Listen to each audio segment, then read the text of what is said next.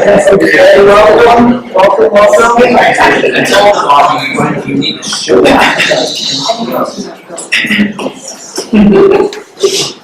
Welcome all. My name is Stephen Childs. I'm one of the professors in the MFA program. I'm also the gallery director, and it is my absolute honor and privilege to introduce Dion Johnson. He is LA-based, if you don't know. If you don't know his work, you will after this time, and you will see it in the Duke Gallery. So please join us right after. We also have another show in the Heritage Gallery, a recent alum of Del Nero over there. So please, go to the whole show. Superstar. So Dion, he's represented by Western Projects here in LA. He's also represented at Bentley Gallery in Phoenix. He's shown throughout the states, solo shows in New York, solo shows in Ohio, obviously here in LA. So it's an honor to have him. Please welcome Dion Johnson.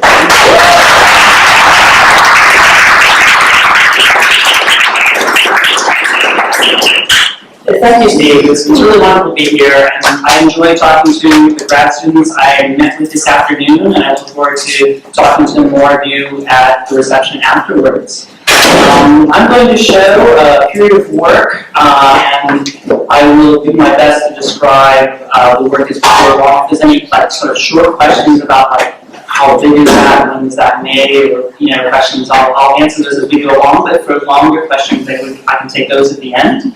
And I will begin. This is my studio in Los Angeles, in Glassell Park, and this is how it looks when it's all nice, when we get to look at paintings, and that's not a Dwayne Hanson sculpture here, that's my wife in Christian in the back. It's very kind, she cooperates for scale, so you can see how large the works are. But I think it's really important to show the studio where work is made and sort of what it's made with. I mix a lot of paints in sort of large volume and sort of write the name of what painting, what color, and sort of save it with the color swatch. I use a lot of masking tape and kind of industrial drywall tools, more things that you might get at the Home Depot than say the art store with brushes and things. And so, I like the technical aspect of making something as well as the ideas. I think it really does all go together. Here's another view of my studio. So I like to, like a good DJ, keep it going on 2 tables, back and forth, mixing, obviously the paints. And you'll see these 2 paintings completed later. They're about, maybe 3/4 of the way done, and they were in a show just this summer at Western Project. So let's go back in time a bit to see, work that's not even, it's before even the 10-year survey. This is from 2004. This is a painting called Cycle, and it's 45 inches by 65 inches. And it feels, very atmospheric, and there's layers of images, and let's just zoom in a little bit to see kind of what the kind of open-ended narrative or the way that the images talk to one another. So in the cycle, there is this kind of layers upon abstraction or process and images so that you get this grid at the beginning of 2-inch squares. And building off of that, you have these sort of line drawings and perspective, kind of like how do we see things, and there's interior and exterior blending together with the power lines. Bits of atmosphere sprayed on and then applied with these sort of dot triad patterns. And it's almost like a key on top of that juicy brush stroke, like this is what you might need to navigate through this painting, this rain jacket and umbrella. And so sort of having kind of reasons to make paintings or images that were sort of keys and cues are very much influenced by Paul Klee. And I really like this painting in particular. It's called Ventriloquist from 1923, and it's small, like 15 by 11 inches, with watercolor and ink on paper. And he was interested in the relationship of music and painting, and he often referenced the polyphonic experience. I was talking to, I think, Molly earlier this afternoon about his layering and how things develop from 1 or 2 layers of abstraction or image. It kind of unfolded or built into more. And so it really created this overlapping and rich environment. So to just compare them side by side, they are similar and they're different. My use of the grid, using those color squares with masking tape, they're more in reference to like how, you know, on our phones or computers we zoom in and see the pixels, and so there is this kind of optic resolution that shows like the emerging or disappearing of an image, and the tension as that kind of blooms as the first layer of the painting into the image or narrative that you see on top of it. Whereas clay was hand-drawn, it was looser, and, you know, referencing the sort of musical notes, and his narrative, you know, with this sort of like odd figure, the ventriloquist, who has these imaginary animals inside of his belly, so he can conjure these voices. This is a painting a couple years later called Midnight, and it's small. It's 18 by 24 inches. It's actually on paper mounted at plexiglass. And it's very much an abstract stripe painting, not terribly different from someone like Richard Wiley. But then it's also a representational landscape with this sort of silhouetted image and, you know, different sort of bubbles landed on top of it with a bit of landscape leaves falling over the edge. Another artist I'm very much influenced by is Sylvia Plymouth Mangold. This is a painting from 1976 called Zapped and Diminishing. It's 30 inches by 72 inches, and using this grid like minimalist abstraction, but it's a photorealistic painting of the tile floor. She puts a ruler measuring top to bottom on the left side of the painting, and then another one placed, you know, following the vanishing point along the illusion of the perspective in the painting. So I really like the idea. She was like telling us what a painting was, measuring the side of us, the side of the painting, you know, top to bottom, the surface, but then she's also showing us what illusion is. And so when you see these compared, I am very much interested in using pattern to create the stripes. In my painting, the way she's using a grid to create her pattern. And like I said before, there's this bug that landed on the surface of my painting to check out what that still abstract mark is there. So recognizing the perspective with the landscape, power lines and telephone poles and trees going off the edge there in much the way that her center ruler goes into the distance. This is 2017, still using imagery but becoming less attached to it. And it's called Interloper. It is, I think, 4 feet tall by 6 feet across.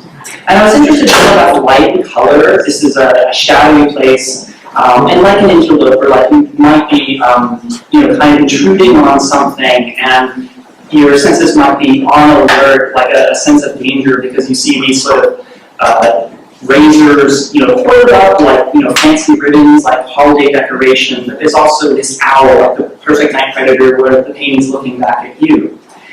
And around this time, I had a studio visit with a curator, someone who a very dear friend, Rebecca Ebel, who said, you know, while I had this painting finished, I had other works in progress in my studio where there was only the first layers, maybe just some stripes or some glazes over without any imagery yet included. And she said, this is really strong. I've seen a lot of, you know, abstract painting lately, and it seems like there's something going on here. And so I did follow that, and I was interested, like in this section here, where you see sort of lime, magenta, and sort of overlapping, interweaving marks. So just a year later, I challenged myself to make paintings that were as reduced as I had ever made, you know, even from undergraduate. And so they were 60 bars of color, left to right, and the rule was they had to all touch the top and bottom, and then left and right would touch that edge as well. And it was a shift from emphasizing like this open-ended narrative. I kind of worked through that and explored it for a number of years as a painter. And now I wanted to juxtapose sensation to activate the canvas. So there'd be a popsicle lime next to like a plastic khaki and then a burgundy wine. And that was a way in which, you know, I hadn't looked at painting before. It was what felt really rich and worth exploring. The title of this painting is called Mr. K, and it's named after Yves Klein, He was, active in the late 1900s, part of, New Realism. He coined his own color of blue, YK, International Applying Blue, IAB. And so because I thought this was the best painting that I ever used blue in, that sort of cobalt, kind of really radiant blue, I thought, oh, right, it's, that's why I like Yves Klein so much, and there is an homage there. And here's a picture of a Yves Klein floor piece. I saw this just recently while I was visiting Nice, France, where Yves Klein was born. And, he was a pretty amazing guy. He was, not just a good painter and artist with ideas, he was also a martial arts expert. And, he made art with a blowtorch flamethrower. I mean, come on, what couldn't this guy do? And so there you see the blue and how, that one association, that one tie to what your movements by can, just title the painting for you. This is a painting from 2009. It wasn't long before I started to introduce more layers back into it in the way I did with imagery and using different types of strategies to sort of build a painting. And so I took photographs with the digital camera and of a painting made with one layer of colors left and right. And I started drawing on top of that photograph, and then I got brave enough to then, okay, what if I put these layers on top? And so it's still very hands-on drawing, sketching. I wasn't necessarily using the computer so much. I do that quite a lot now. But it still feels like when I go back and look at this, it's very timid, Those colors reaching down don't go very far. They're still very sort of polite and kind of lining their own space. And everything is relatively evenly kind of distributed. And that changes. This is a painting from a year later called Glider. And it's quite, long, about 13 or 14 feet. It's juxtaposed. It's 4 canvases abutted. I couldn't lift a painting, heavy. And so with this one, it has this sort of rippling wave effect going from left to right as you have this stretching and descending up and down. So really playing on that axis of top, bottom, left, right. And I'm very much influenced by Agnes Martin, Ellsworth Kelly, and they had a way of organizing surface and space and using the grid to create a painting this way.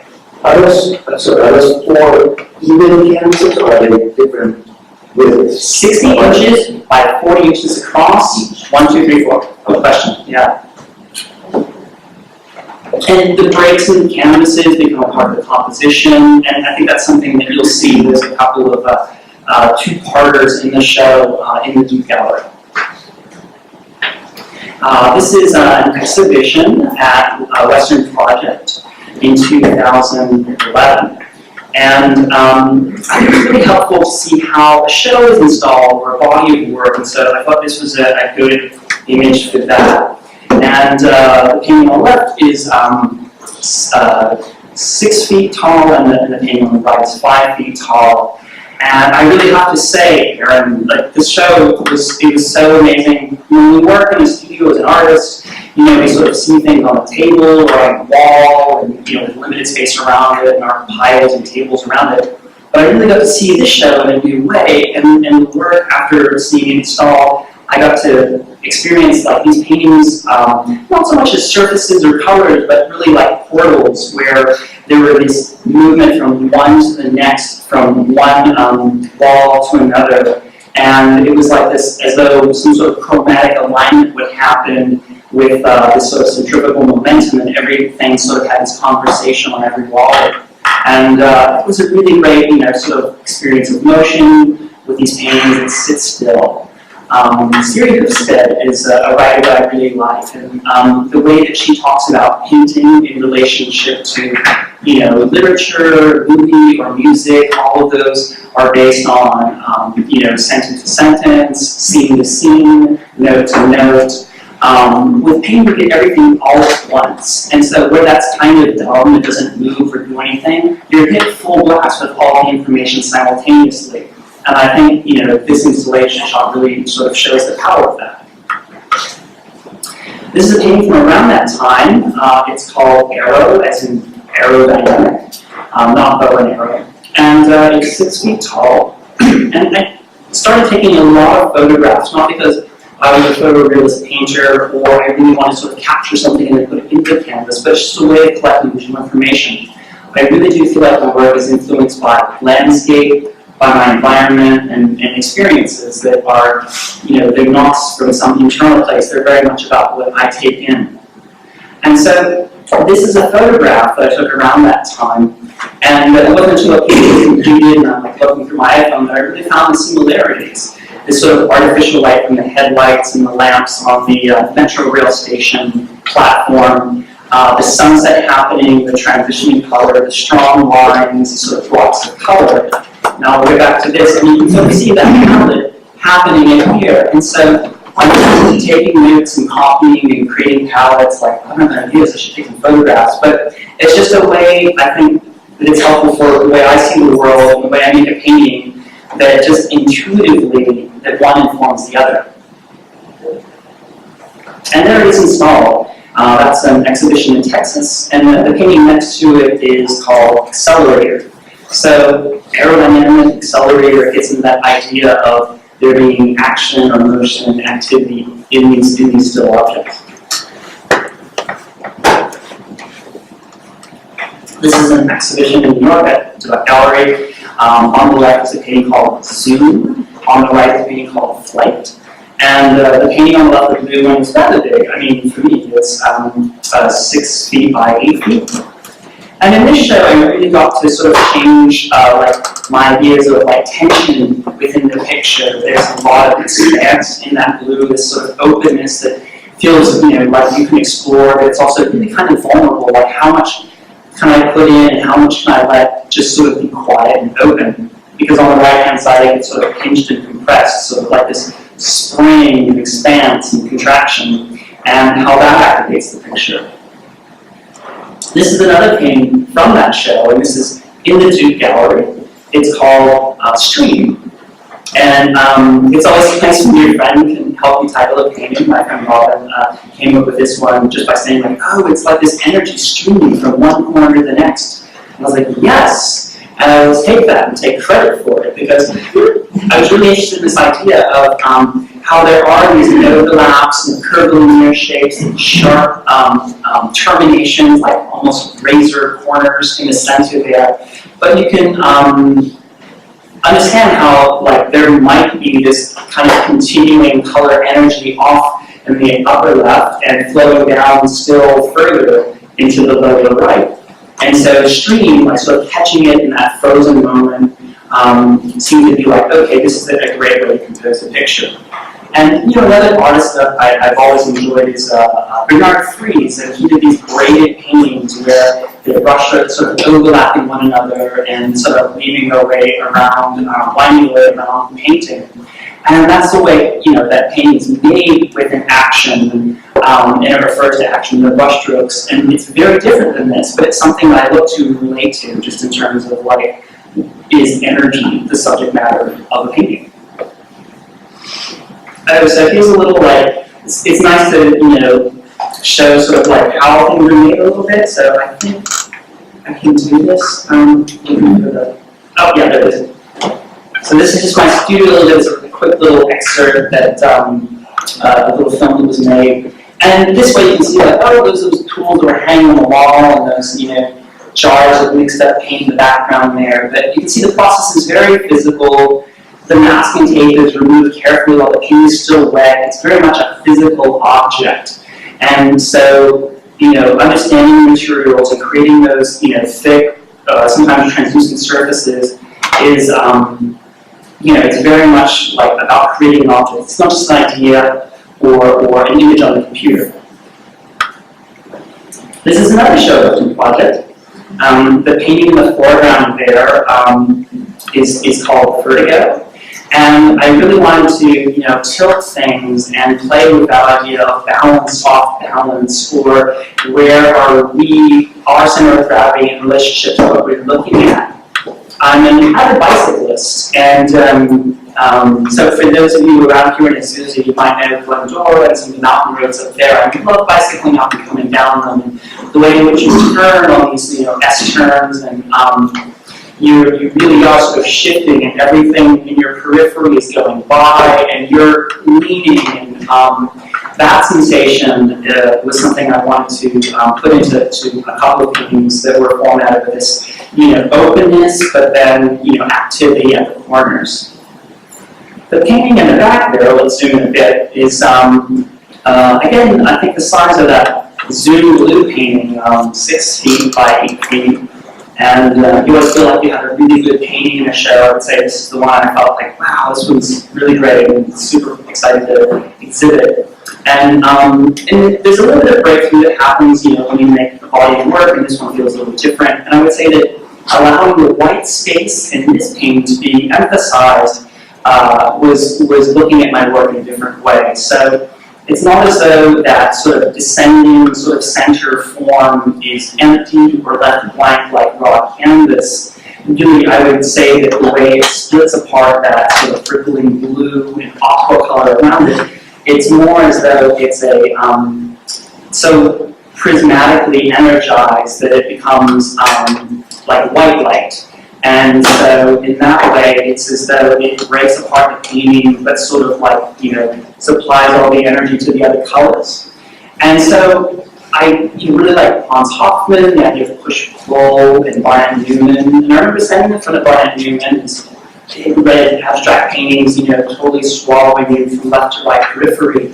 And then these zip stripes top to bottom. And then when I realized that, like, oh, that sort of center, stripe up and down, that could be like the red is this intense heat wave coming forward towards me, but that slit could go on to infinity. That just kind of blew my mind.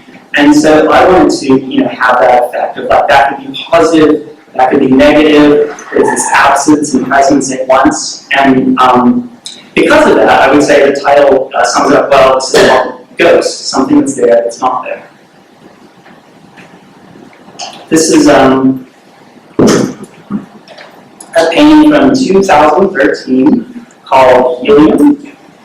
Again, referencing landscape. I'm a big fan of Caspar David Friedrich, some of those seascapes and things like that. But this is one that's also influenced by architecture, specifically Eero Saarinen.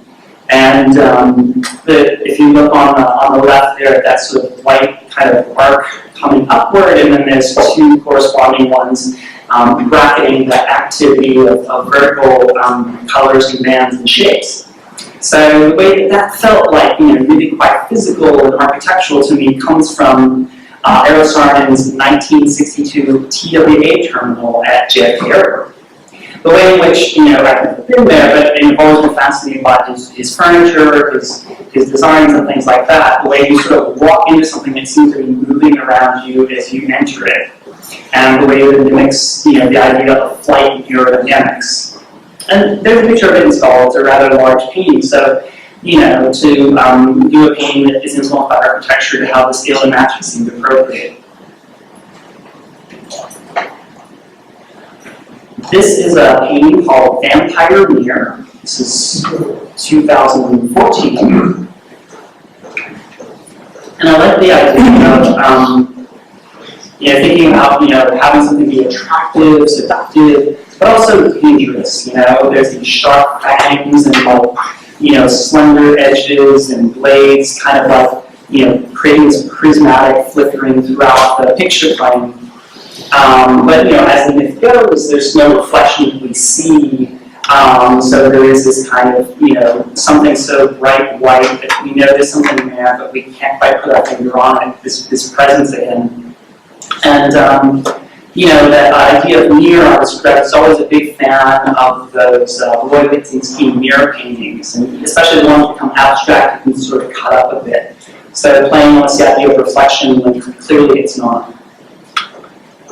This was influenced quite a lot, again, by architecture, but architecture that's not necessarily grounded. This is a gateway in Delhi, India, of the Red Fort Palace complex. It was built in the mid-1600s, and it refers to like Persian and Hindu design, and the way in which I was walking from courtyard to courtyard, sort of like in this huge environment. People are taking photos of like gardens and this incredible landscape. I was just looking up and thinking about how these slender lines and like patterns flowing into patterns very subtly and all white and sort of glowing in this bright sunny day. It really felt like I was falling upward.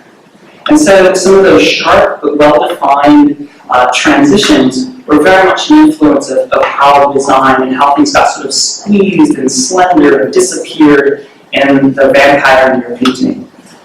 And that was in a show in New York at Tobacco Gallery alongside a painting called Feel the Sky, which is the name of the show in the Duke Gallery. And you see that on the left there. This is also in that show, and I wanted to try something different. I'm primarily a painter, but I've done video animation before. I've made some small sculptures and done some murals, and so it's nice to challenge yourself, play with scale, work with a new material. And for this installation, which is called Carousel, it's these sort of final graphics that I work with the fabricator printer with to figure out how to make these designs sort of stretch from top to bottom. And there's two different patterns that repeat and then merge in the center there. So it's sort of like you're going up and down on a Ferris wheel, like on the horses that also spin around. So you have this up and down motion and this spinning around. So sort of the whole wall, corner to corner, is activated.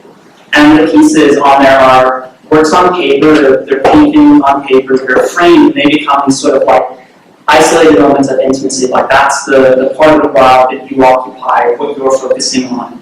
And I was influenced by Wes Anderson's movie, The Grand Budapest Hotel. The two main characters have this really kind of wonderful moment on a spinning carousel, and they're sort of looking back and forth with one another. There's this light-colored activity sort of surrounding them, and so it sort of is a total environment with this intimate moment.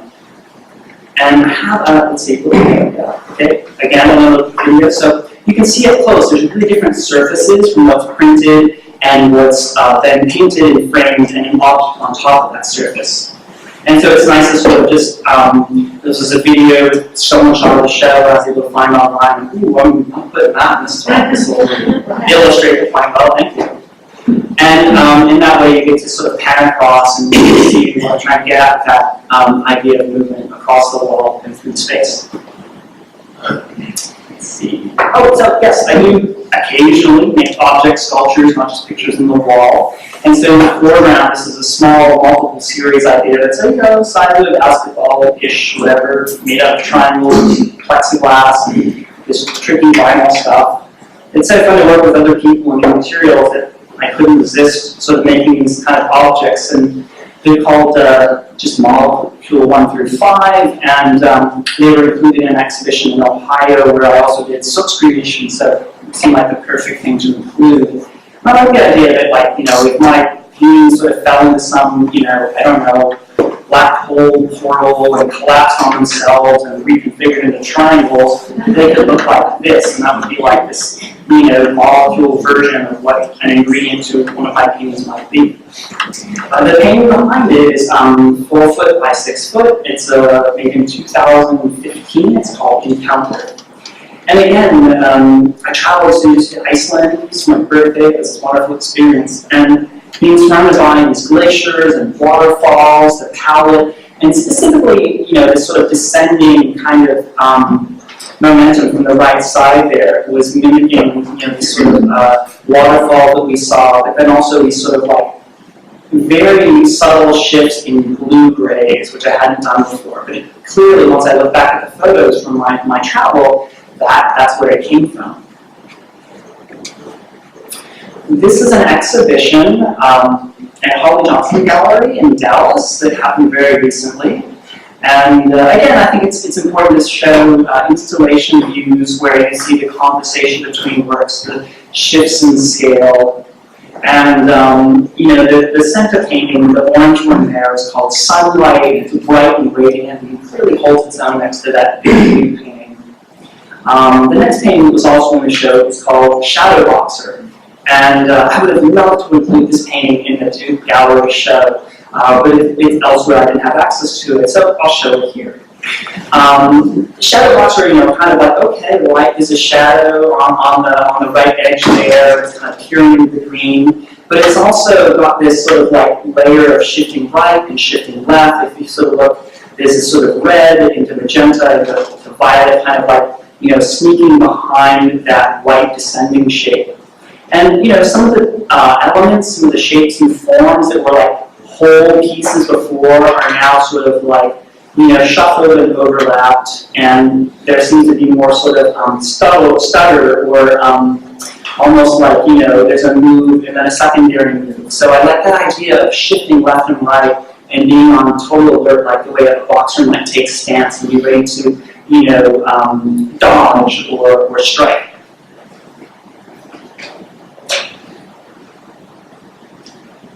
And there it is next to a couple of other paintings.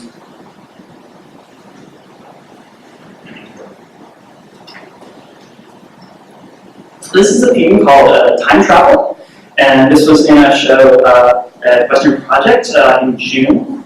It was a pretty big painting. It's you know, 3 of those 60 by 40 put together, and it has I made this painting as soon as I came back from Nepal.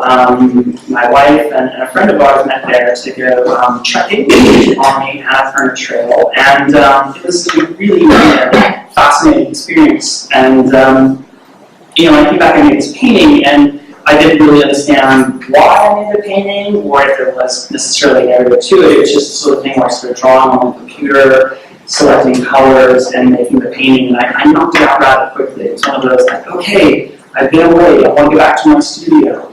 When I'm away from my studio, I feel like I'm missing part of myself, and so there was that drive to get back in and make something. And so here's a few pictures from my travel. You see, this is one morning, we woke up and sunrise and sunset at the most captivating times of day there. And these really chilly mornings where the sunlight is just incredibly radiant, and you see the mountainside sort of like echoing and disappearing back into space. It was an amazing sort of like, you know, sight to see the scale and the power of that, and just those buildings there. That's where we had spent the night, and we're going upward and upward. On into the distance, our guide and our porter showed us, see that over there? There was a red kind of magenta building nestled in this green hillside. It really stood out with the complementary colors. Because we'll be there in about, you know, 6 hours, and that's where we'll spend the night. So we sort of knew that was coming after we sort of looked back here and looked into the future. Along the way, you stop to get tea, you take a break, and there's these wonderful little areas where, you know, there's these different, you know, merchandise and jewelry and things to sort of look at and purchase. And so I really loved like how these things were organized, these little shops and these little areas where you have key shops and things. And so that was always a nice surprise to, you know, interact with people and have these like, you know, kind of like moments. And then here at the end, there's Inga and Christy at the Discovery Lodge. As I mentioned, sort of red and magenta sort of gleaming, and you can see from the shadows there that we got there around sunset. So now to look back at the painting, on the left side, the painting is called Time Travel. It starts, you know, with that yellow sunlight coming up over the horizon and greeting you, and there's this sort of echoing of, you know, these arc forms from left to right, all the way to the black mountain edge, like the mountains as we started ascending up on our trek. In the sort of center lower part there, you have these smaller sort of moments of like really saturated color and specific shapes, a lot like the jewelry that would be for sale at the tea stop. And you know, the resting point is that sort of red and magenta there at the far right. And the very edge is nightfall. So it becomes a really narrative painting after, you know, I got to sit with it and the painting told me what it was about after I thought about where I'd been, what the travel, what the adventure was. And I have a shot of it here so you get a sense of the scale. The two pieces on the left are framed works on paper, so sort of smaller, and it's nice to see that jump in scale to time travel. There's a real turning point in my work with the next painting. This is the painting I made just after time travel, and this is called Disguise. It's 6 feet by 4 feet across, and you saw in the video I showed of how I'm using like kind of drywall tools and sort of like industrial tools to spread paint across. I also spray apply color with kind of industrial spray gun, like how you might paint a car. And but it was just used for flat areas of color, like the red and magenta in the last painting. But I really wanted to challenge myself, and it came out of a studio visit with another artist friend of mine who saw me works on paper and sort of suggested that something new could happen. And I thought about it, and he didn't necessarily give me a specific suggestion.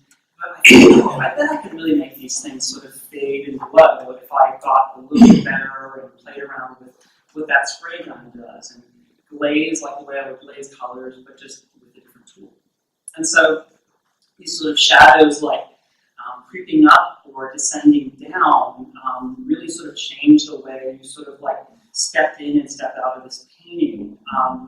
And the idea of disguise, like sort of thinking or something is familiar but it's different. I really like that sort of shadowy space, and how also like shadow boxer, there's a lot of those shapes that are becoming fractured and segueing in a different way in that center. This is one of the paintings that I showed you, I think, in that studio shot. Here it is completed. It's the same size as the last painting, but horizontal, 4 feet by 6 feet. It's called Dream Racer.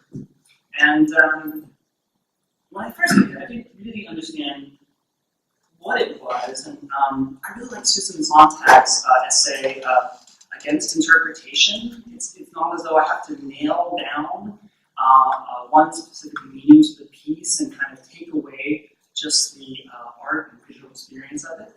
But later on, it did sort of like make sense to that title and the sensation of that sort of yellow chartreuse to blue, this sort of very atmospheric, ethereal space that's kind of dreamy and you kind of drift in and out of, with these stripes and shapes that sort of sit up and down, much like the vampire painting, but the way that they're sort of at a completely different tempo than the dream space. And how they merge and sort of like, interrupt and intersect. Dream Race was just sort of like putting those two ideas, those two different ways of painting together. Oh, there it is. And I think I have the back one, which is here. This is called Chemical Chords. And, once I learned how to mix color differently by being spray applied, I just went for it and thought, well, how much can I push away? How much can I change the way the space looks, but still keep in a similar, I'm not abandoning the way that those vertical or diagonal lines happen, but they become racing around the edges there. And this sort of space that feels like you can sort of disappear into this sort of warm, magenta red and sort of nighttime fall at the bottom there. And I really like the idea of, it still feels architectural to me, like some of the other paintings, but it's as though you're laying down, looking up at the sky, you just see the edges of the buildings around you, just almost out of view, and playing on an idea of periphery perspective.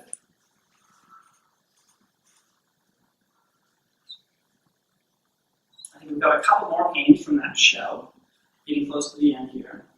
This is a painting called Terraformation, 2017. 4 foot by 6 foot. And I like the idea of creating this. Terraformation needs to, make it habitable, create a stable environment. If we were going to live on the moon, we would have to terraform it. So creating this artificial environment and like garden and space to sort of like live in and be in. And so that green isn't necessarily like a nature green, but it is something that seems very inviting of this atmosphere that I want to step into and explore, like this minty fog that like I couldn't resist. I had to go and check it out. And so that sort of slipping up and down again and expanding and really breathing now with these faded atmospheres, like kind of like moving at a different speed. The shot here, there it is on the left, and the painting is called Zero Gravity on next to it, the blue painting. And again, really trying to change and challenge like how I can create these sort of stable edges to something while the center point, floats off into infinity. And that's all the images that I have to show you. But I went bicycling with my good friend Sarah this morning, and I mentioned bicycling was kind of the influence on one of the paintings there midway through.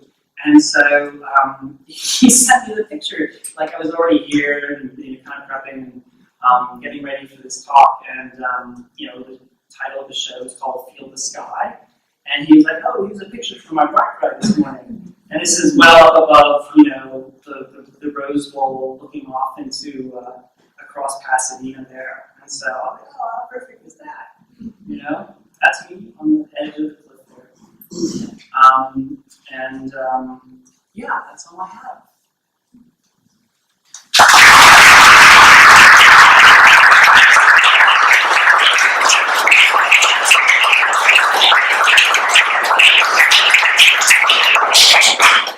Any time for questions? Do. So I'm not totally clear that I love how you explained some of the references, and then, that was great, but I'm not clear, like, were those references that you knew of before you did the painting, or you did the painting and then you discovered the reference? There's a lot of discovery, and I think there is a real balance of intention and intuition. Like when I know of an artist, like St. Paul Clay, I think that's very much a part of my education, and that is sort of there, ready to take hold of. But like when I go back and review pictures from where I've traveled, I'm like, oh, okay, that's where this is coming from. Almost like when you have this hindsight of like, oh, now I know why that happened. And it just adds to, I think, the experience to sort of acknowledge that after the fact. Okay, so the work then, a lot of the work is just the you sitting down with color and paint and Or at the computer, sketching away. Okay, so it's not like you were like, okay, I'm going to do a painting about this trip in the Magenta House. No, it's really That not. was the discovery after you did I know, it sounds like I'm going to be a liar, but honestly, I don't. Okay, note to self and painting about the water. Yeah, no, I know that's interesting how it's discovered after. So I'm just curious. Yeah, no, it's a good question. And I try to explain it that way. It's kind of weird to be like, you don't know how my brain works or what I remember or what I do. So kind of along with that, then your titles, when do they all come after, all come before? I truly don't like titling paintings. It's so difficult because there's a lot at stake there. You want to have. Yeah, I've been doing this for like over 10 years now. No, it's you want to give access to a viewer, but you don't want to be like, and this is the way you need to look at it. So it's kind of just enough of a clue or maybe a suggestion about what the idea for me is, and then ultimately it's up to the viewer to have their own experience. It's not like the longer, more intelligent sounding title on an artwork is therefore better, I don't think. Good question. Yes? I'm curious about how you get to cultivate relationships with the galleries that you're currently with. Oh, well, I think I was really fortunate to work and show with my classmates and have really sort of take an active way of meeting people and going to galleries. And I'll say I'm very fortunate, and one thing leads to the next. I don't know that I have like a specific way I could tell you how it all happened, but making work, and that comes first.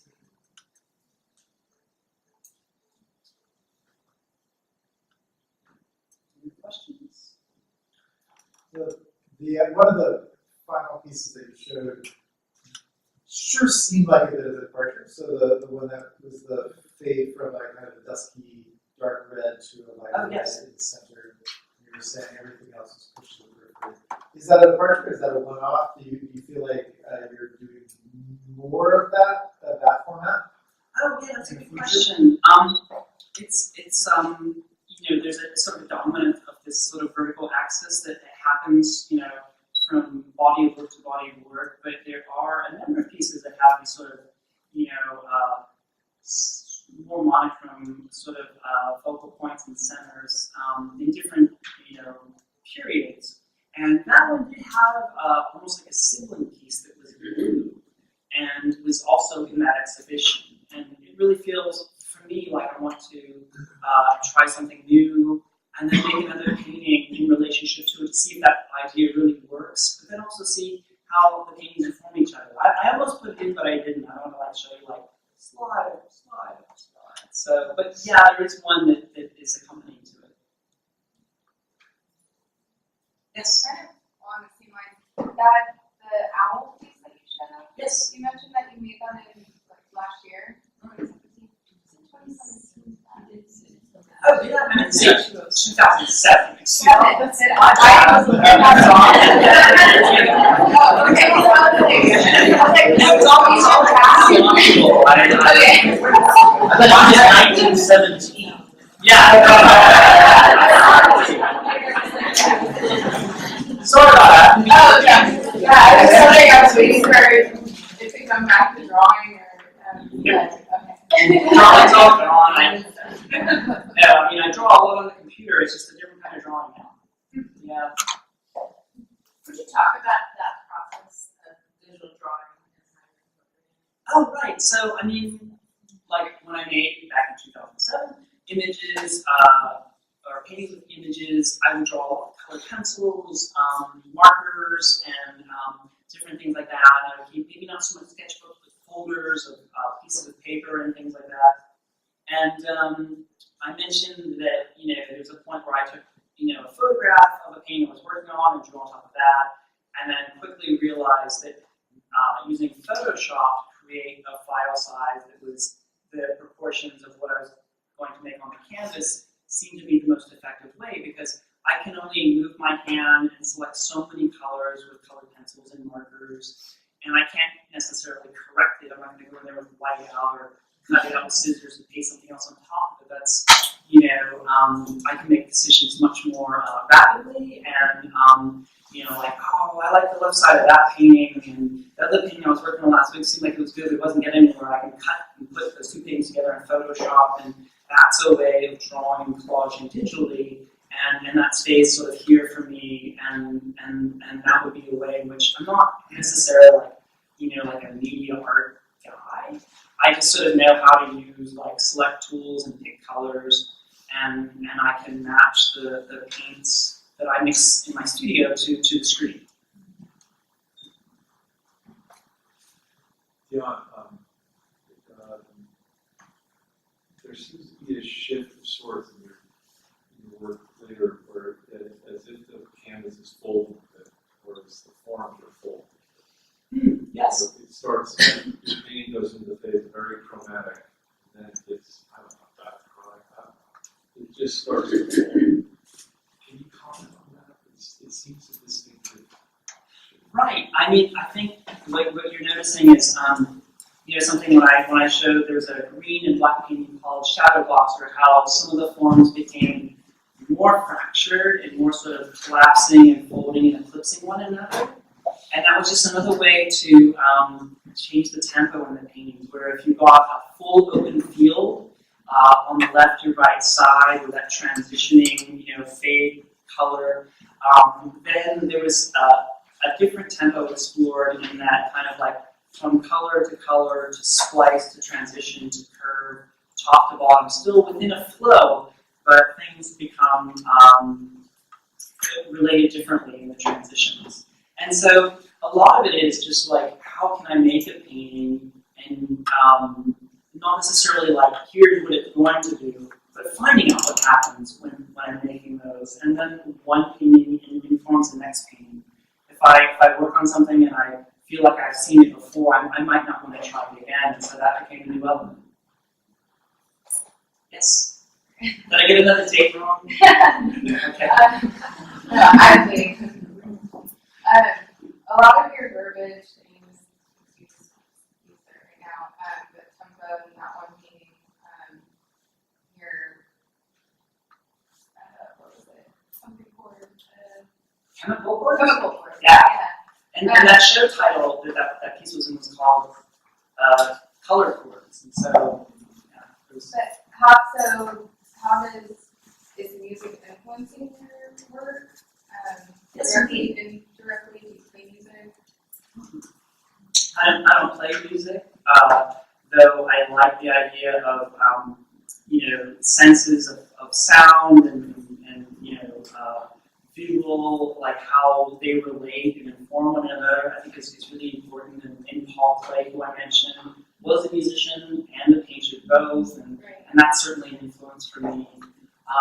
So I think that, sound, atmospheric soundscapes are a way of experiencing something in much the way that a visual rectangle is experiencing space.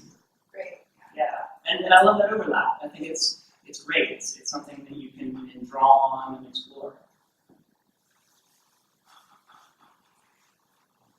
Is that about time, Steve? Yeah. One more question. Yes. So like, I know you have a process to come up with these. Have you ever tried to tweak the process? Like, what if like, I know you don't like titles and being lost in the title. That's okay. I'm just not very What good if at like a client says, hey, Dion, I want to paint, I want a leprechaun's revenge. Can you do something with that? I must say, I know another painter that does leprechauns really well. So, I might not be your guy. Okay, yeah, I do like to do leprechaun's revenge or whatever. Well, I'm an artist talking to students, and I teach painting at different schools, and I know how to paint certain types of imagery, and there's some of that included in here, but is it necessarily what I want to put forward in an exhibition of my new work? Not necessarily, so I guess I wouldn't take that commission. And yeah, I mean, I don't know that you would, necessarily go to a documentary filmmaker and say, hey, why don't you direct the next Star Wars? Things like that. Good question. It's not so much that you can do something, but it's like, what are you driven to do, and I guess where are your desires, I think. Anyone else? I think we're just about out of time. Steve, shall we go? Yeah, let's thank Dion again.